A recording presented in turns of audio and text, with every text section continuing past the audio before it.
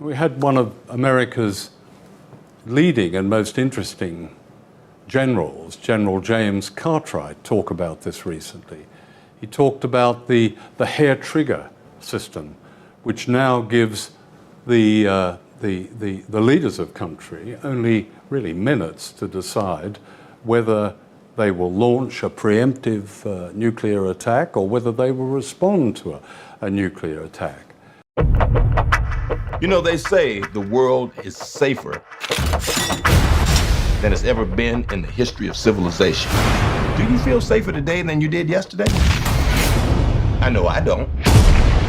With all the madness taking place on this planet, how do you bring order out of chaos? In 1980, a book was published titled The Aquarian Conspiracy by the late Marilyn Ferguson that shares some very powerful insights of the plans of the New Age movement. It quotes from a man who has been titled the Oracle of the Electric Age, and his prophetic forecast is being manifested over 50 years he made the statement. In his enormously influential Understanding Media in 1964, Marshall McLuhan described the coming world as a global village, unified by communication technology and rapid dissemination of information. This electrified world, with its instant linkage, would bear no resemblance to the preceding thousands of years of history. While many may be shocked how quickly most of the planet has been absorbed into the digital world, this has all been planned out years ago. For years, globalists have desired to unify the planet. What do you think one of the main objectives of the two world wars were for? But now we are living in a time where there is no real privacy. Everything you do leaves a digital trace, and you can be tracked by the most minuscule objects that you would mistake as an insect flying around your house. But what is the real aim and overall goal to have every single inhabitant on a digital database? There is a reason for it. And he calls us all, both small and great, rich and poor, free and bond, to receive a mark in their right hand or in their foreheads, and that no man might buy or sell save he that had the mark, or the name of the beast, or the number of his name. How will this be possible? Russian President Vladimir Putin is in charge of the world's largest single piece of real estate that spans 10 time zones and is twice as large as either the United States or China. As a result of the war on terror hysteria, with weekly bombings and innocent civilians getting hacked to death, Putin has passed a controversial anti-terrorist bill that gives huge powers to the security services. Many human rights, NGOs and other organizations have said that it is taking Russia right back into the age of Joseph Stalin. It looks no different to what other Western countries are doing, but it is not just the secular civilian population who is affected by it. Thousands fast after Putin signs law banning evangelism outside of churches. He is clamping down on any form of evangelization. According to Fox News, this new situation resembles the Soviet Union in 1929. At that time, confession of faith was permitted only in church. Hanu Hauka, president of Great Commission Media Ministries, told national religious broadcasters, according to Breitbart News, "Practically speaking, we are back in the same situation.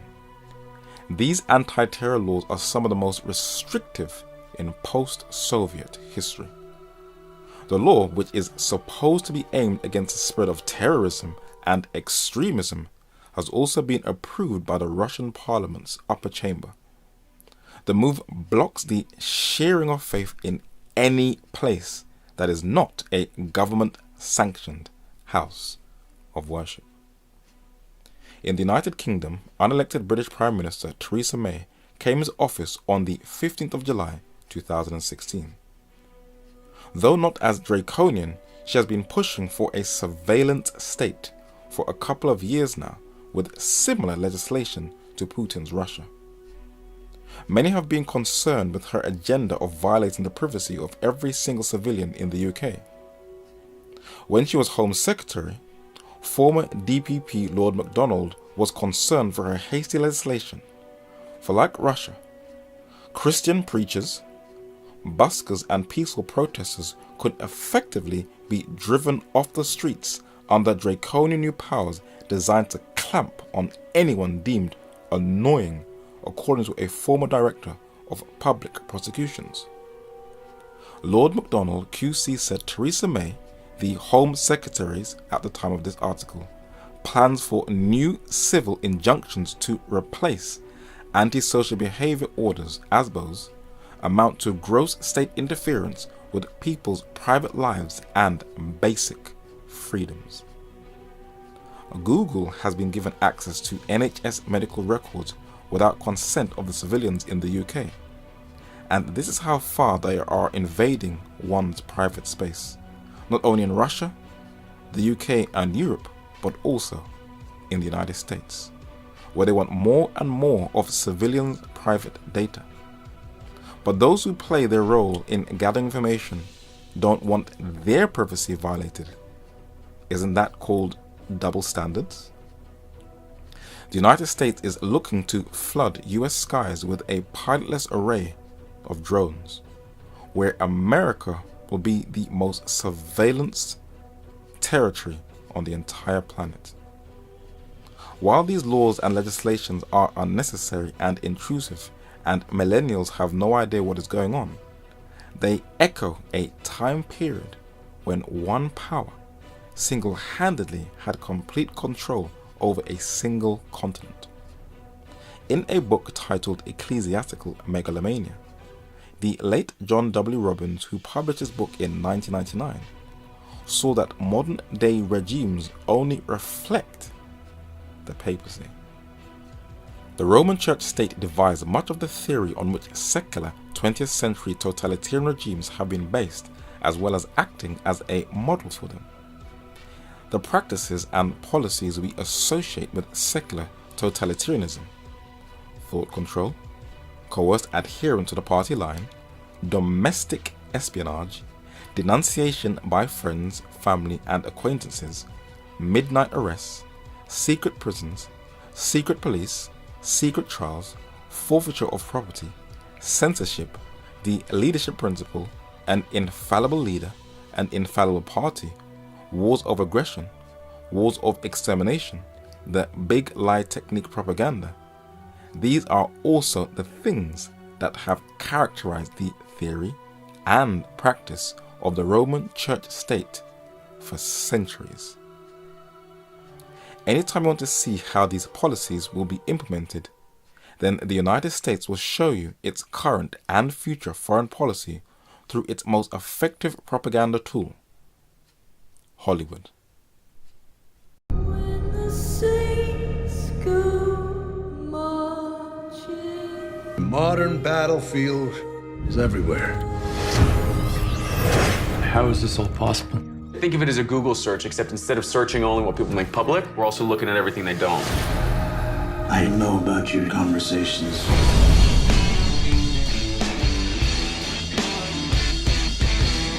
I'm putting together a team, people with special abilities. You see, I believe enemies are coming. Stop right there. I'm in. I believe that an enemy is coming from far away. I'm looking for warriors. I'm building an alliance to defend us.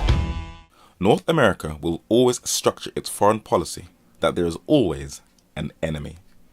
That is the only way it can continue to justify using its billion-dollar budget, an excuse to continue to partake in more and more endless wars. But a far more older power also cleverly helps to shape its political landscape. Pope Francis I is a bishop and a geopolitician who heads a religio-political system and can use both titles when it is most convenient. He recently took part in a live televised broadcast at ecumenical service gathering called Filling the Mall, Together 2016 in Washington, D.C. that had to be cancelled halfway through because there were too much heat stroke casualties. God cannot bless error. But he still has a huge support network in America via Hollywood, and the biggest names like Antonio Banderas recognizes the authority of papal supremacy. When the Pope visited the USA in 2015, he was cleverly laying a groundwork for one of the biggest events on the entire planet, the US elections. The world is watching. They kind of have to. Whether you like the chosen candidates or not, decisions that are made in North America affect the entire planet, as we shall see in a while. Time magazine showed a striking similarity between the two kingdoms in these elections. It asks, what does Tim Kaine, that is Hillary Clinton's running mate, Donald Trump and Pope Francis I all have in common? All three of these men were educated by Jesuit priests. And the London Guardian documented that the Pope has already influenced the nation's choice of president. Under the previous two popes, Republicans could count on papal endorsement for their anti-abortion and anti-gay marriage stances. Francis has thrown that into reverse. It is Democrat policy preferences that he has endorsed on inequality, immigration, the death penalty, and climate change. This Pope is very clever, and those who have studied previous US elections very closely. From this survey by the Jesuit-run Georgetown University, all presidents get into the Oval Office on that winning ticket, the Catholic vote. And with that level of influence, the Vatican can always cleverly play a role in US foreign policy. No senator speaks out against the church unless they want to lose, and at present, both Republican Trump and Democrat Hillary Clinton are close on who will win their votes, and influential men in Catholic media know full well that the Catholic vote is one of the defining moments of US presidential elections. These are their own words. All right, let's first of all give folks an idea of how big the Catholic vote is. And of course, that's what you're most plugged into. Sure. 25% of all voters, that's about 33 million people, are registered as Roman Catholics or define themselves as Roman Catholics. In the 2012 election, Obama took 50% of that vote. Romney took 49%, so it's almost equally divided. Right? Yeah, well, this tends to be the swing vote in America. Where the Catholics go, the population usually follows. Because these are people that are in the culture, they're seculars, they're not all churchgoers, not all Catholics are churchgoers, but they culturally identify like that. Trump has tapped into those people. In the primaries, he overwhelmingly won majorities of Catholics in places like Massachusetts, 56%, Florida. These are bellwether states where he's taken that middle. But elections are not run on thin air. They need to be bankrolled. And if the big boys in Wall Street are fully behind you, you have the greatest opportunity of becoming the next commander and chief. Billionaire Donald Trump led people believing that he does not need Wall Street. But let's be honest, you do. And Donald Trump has come to Wall Street for an extra financial boost in his campaign, and some of the big boys have come out to support him. But Hillary Clinton has had the full share of the dollar bills as she is fully established in the military-industrial complex. CNBC shows the election finances of both Trump and Hillary, according to their source OpenSecrets.org. But Hillary is receiving financial assistance from the oil company ExxonMobil, Boeing, the second largest defense contractor in the world, and UBS, the Swiss global financial services company. And it is quite clear who Pope Francis I, Wall Street, and the military-industrial complex want to be the next president. And many are seeing that the US is an oligarchy, not a democracy, where the economic powers, not the people, determine the destiny of the country. The Atlantic tells us how corporate lobbyists conquered American democracy.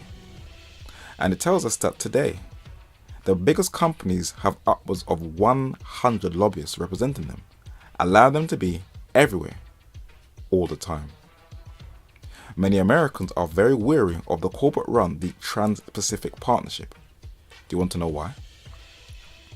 Mansur Gidfer, spokesman for the anti-corruption group Represent.us, says, How can we expect politicians who routinely receive campaign money, lucrative job offers, and lavish gifts from special interests to make impartial decisions that directly affect those same special interests? Good first said. As long as this kind of transparently corrupt behavior remains illegal, we won't have a government that truly represents the people. And according to the Huffington Post, the Obama administration intends to bestow radical new political powers upon multinational corporations, contradicting prior promises. And guess who the two senators have gone for advice to run American foreign policy? Henry Kissinger, which clearly shows that the US government will not in any way be changing under Clinton or Trump, but will continue to be run along the same lines. Both Donald Trump and Hillary Clinton have snuggled up to Kissinger because those who understand at least the basics of politics know full well that a single human being cannot change an entire system overnight and eradicate years and years of foreign policies. It is very important to look at Kissinger's horrific track record and see how American foreign policy has damaged the planet. Henry Kissinger has to consult lawyers before traveling to certain parts of the world so he's not arrested for war crimes. For many places he visits, he is lambasted as a war criminal. You may wonder why. He ran US foreign policy from 1969 to 1977 and is loathed by liberals as a ruthless practitioner of global realpolitik. His alleged crimes, according to the London Independent, are numerous: the bombing of North Vietnam and Cambodia, covert support for the coup against Chile's President Allende in 1973, support for assorted other obnoxious right-wing regimes. So he was behind Argentina's dirty war that killed thousands of civilians, where the effects are still felt. This book, titled The Trial of Henry Kissinger, is an indictment against this man and details his crimes against humanity. When the Muslim leader of Indonesia, Suharto, invaded a predominantly Roman Catholic country, East Timor, where the civilians were embracing Leninism instead of Catholicism, it was approved by Henry Kissinger. There was no opposition by the Vatican, as it was an ally of the United States during the Cold War to purge out communism from the earth. And in the third most populous Muslim majority country, Bangladesh, Kissinger was also behind the genocidal bloodbath in that region, and this is what the New York Times says. On March 25, 1971, the Pakistani army launched a devastating crackdown on rebellious Bengalis in the east. Midway through the bloodshed, both the CIA and the State Department conservatively estimated that about 200,000 people had died. The Bangladeshi government figure is much higher, at 3 million. As many as 10 million Bengali refugees fled across the border into India, where they died in droves in wretched refugee camps. As recently declassified documents and White House tapes show, Nixon and Kissinger stood stoutly behind Pakistan's generals, supporting the murderous regime at many of the most crucial moments. This largely overlooked horror ranks among the darkest chapters in the entire Cold War. And this is the man Hillary and Trump are looking to for advice. It doesn't look pretty at all. The United Nations headquarters is in New York, in the United States. Though comprising of nations from all over the world, from this film trailer of Independence Day, another way to boost American military morale, we see the fleet of UN cars driving through the desert. And this should give us a hint of who has the greatest control in the United Nations Security Council. Many Americans are concerned why UN trucks are being trafficked around the United States, especially in Virginia. Is something about to go down, or are they just being overly paranoid? It is the United States who gives the greatest funding to the UN, according to Fox News. Each year, the United States gives approximately $8 billion in mandatory payments and voluntary contributions to the United Nations and its affiliate organizations. The biggest portion of this money, about $3 billion this year, goes to the UN's regular and peacekeeping budgets. It seems that the United States with that budget steers the UN, but does not keep a check on its horrific sexual abuses to both women and young children. And this is how far her influence is. That also includes NATO, who have troops stationed on the Russian border to agitate that region. But that is not the only region they are agitating. Zbigniew Brzezinski, the godfather of Al-Qaeda, like Henry Kissinger, is a European immigrant into the United States that has shaped American foreign policy. He wrote a book in 1997 titled The Grand Chessboard. And if you ever have this book in your library, you will be able to connect the dots and understand US foreign policy and not be beguiled by the news. It says, America is not only the first as well as the only true global superpower, but it is also likely to be the very last. For America, the chief geopolitical prize is Eurasia. I wonder why. In the latter half of the 20th century, leading into the 21st century, we were fed by the corporate-controlled media and Hollywood a diet of Western-manufactured anti-Serbian propaganda. When you live in the West, you can be cleverly coerced into hating and detesting an individual or group of people without even knowing who they are, having never met them, but you put up a hostility towards them because it was fed to you that these people are evil, and most of us go with the narrative. Why did the US government demonize the Serbs? It is not because of who they are, but where they are geographically located. When you are in a region that lies on natural resources, if you don't hand it over to the Western corporations for free, then you will be a target.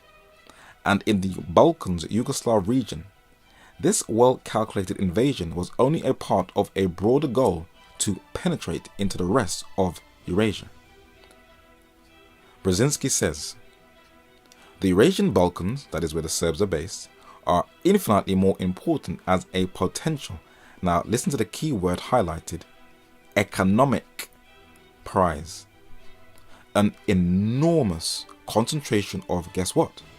Natural gas and oil reserves is located in the region, in addition to important minerals including gold.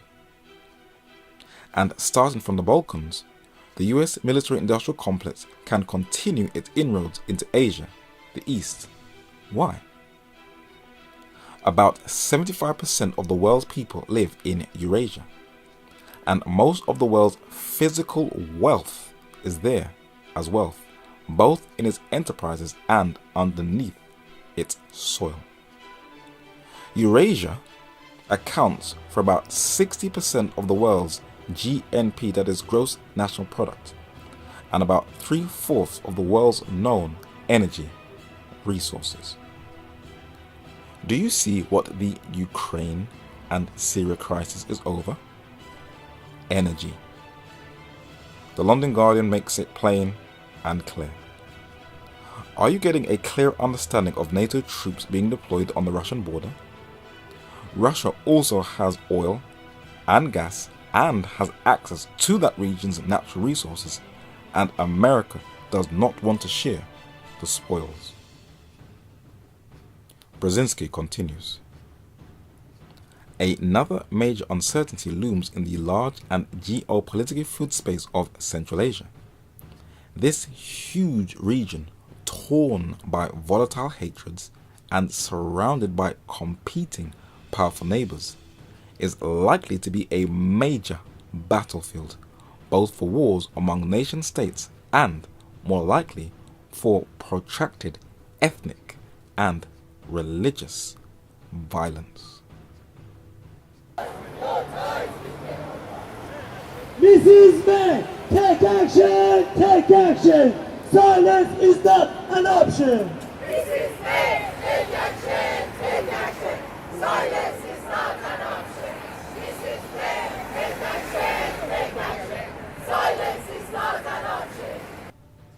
The narrator always takes an opportunity to film any political demonstrations in London, and was schooled by an Iranian woman that the religious mullahs in Iran run the country and crack down on anyone who demonstrates against the government.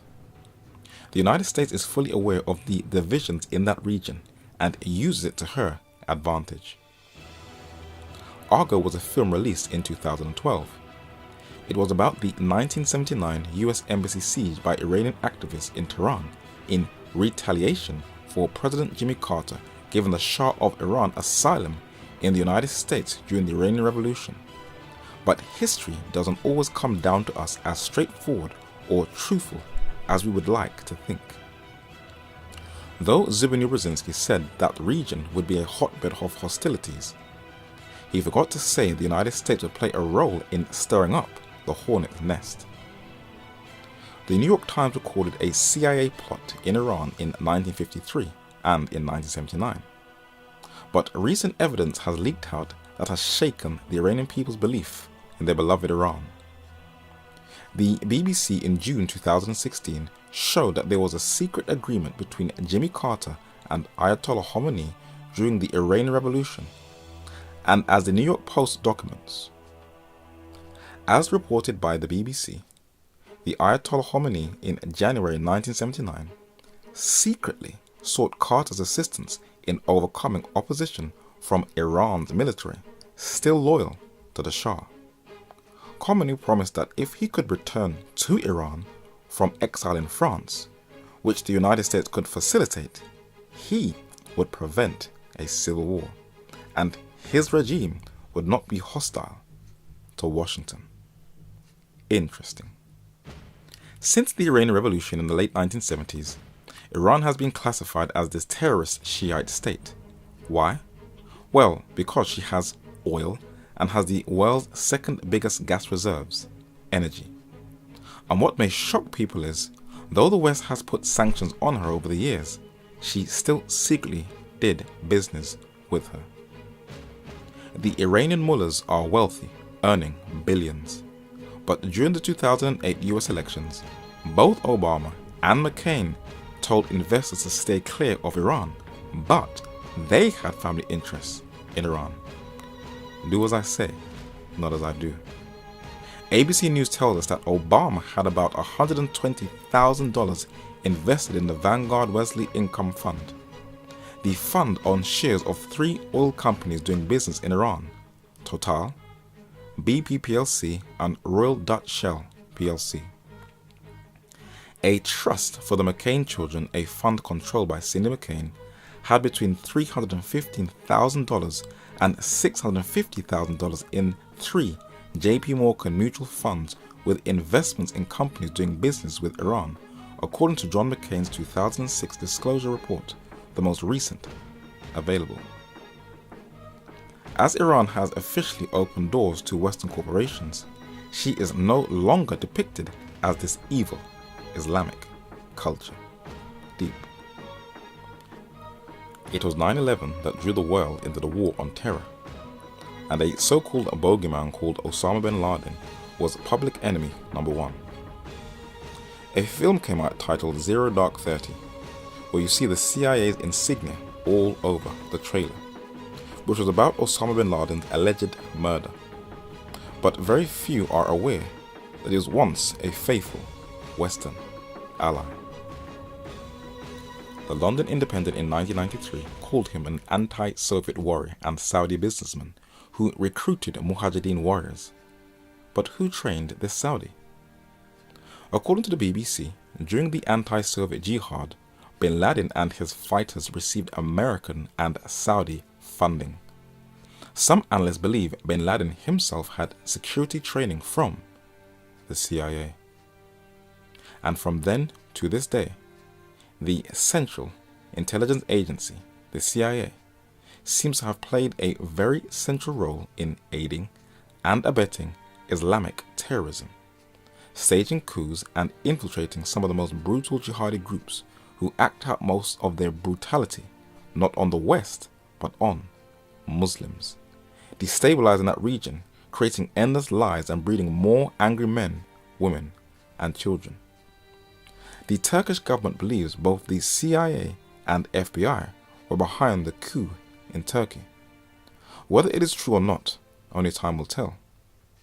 But as the West meddles more in Central Asia's state affairs, it will have repercussions that is called blowback. When someone is killed in the West by an outsider, there is outcry. It is called a crime against humanity. People cry, march, protest, burn candles, hold a vigil in the streets. Governments vow vengeance, and many Christians repetitively chant, "These are the end times. Jesus is coming soon." But when hundreds and thousands more are killed in the East by the exact same foe, with far worse collateral damage, we go on about our everyday lives like nothing has happened. And no one seems to say, "Oh, these are the end times." Their lives seem insignificant to us. This is known as the double standard policy, and most are unaware that they are unconsciously controlled by the euphoria of the Western media, while many claim that they are free thinkers. These atrocities have been claimed by Islamic State, where most of their killings have taken place, guess where? In the Islamic world. But many have been asking some serious questions. Where did these black flag waving jihadis get all of their Toyota trucks from? It sure wasn't from eBay. They have been supplied from a source that is keeping itself very quiet. But these rebels have been trained by the West and also unleashed chemical weapons on civilians in Syria that was blamed on President Assad. John McCain, who has his hands tied in with Iranian finances, has been exposed as assisting these jihadis. That is why the narrator does not take politicians seriously, for the New York Times said he is tied to ISIS. Though ISIS may have threatened Israel once, many have wondered why they have not attacked the state of Israel. The Israeli intelligence chief said, "We do not want ISIS defeated in Syria." That's weird. And the Israeli defense minister in the Washington Post said, if he had to choose between Iran and ISIS, he'd choose ISIS? That is why Iran believes ISIS is a tool manufactured by the United States to destabilize the region, as well as in Iraq, who also believe that they are a group that works alongside the CIA. Are these just conspiracies that run throughout the Islamic world, or is there some truth in them? Are these politicians in the Islamic world paranoid, or are they fully aware that these jihadis are a manufactured Frankenstein of the CIA, MI6 and Mossad? Well, let us check out Saudi Arabia. Some are aware that to combat terrorism, the West should stop supporting Saudi Arabia. For Hillary Clinton knows that it is a critical source of terrorist funding. But as the New York Post records, US and Middle East business interests are deeply tied. For it records that in the wake of Orlando, Hillary Clinton called out Saudi Arabia, Qatar and Kuwait for funding extremist organizations and supporting radical schools and mosques all over the world. What she didn't mention is that all three also fund her.